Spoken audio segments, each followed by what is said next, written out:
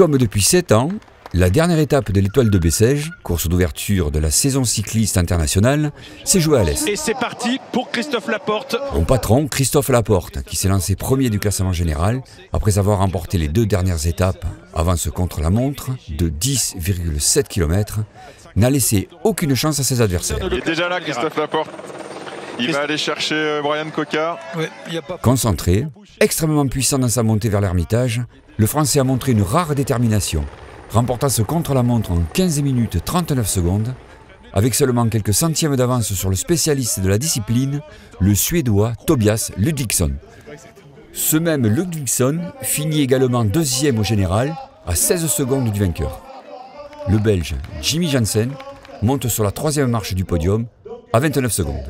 Ouais, cette fois-ci c'est la bonne, en plus avec l'étape, donc c'est super.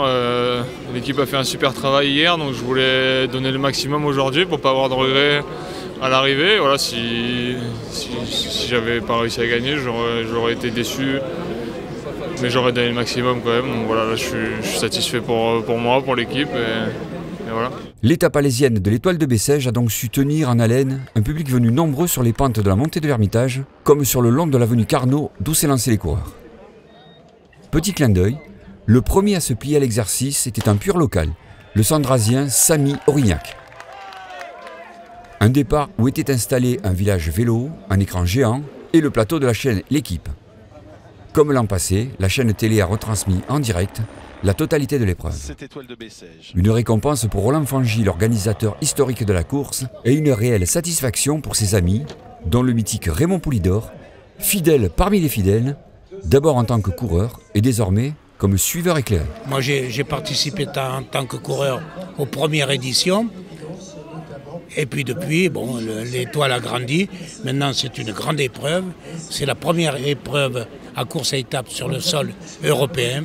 Et puis il y a une amitié qui s'est créée entre les coureurs, les directeurs sportifs et la famille Fangy.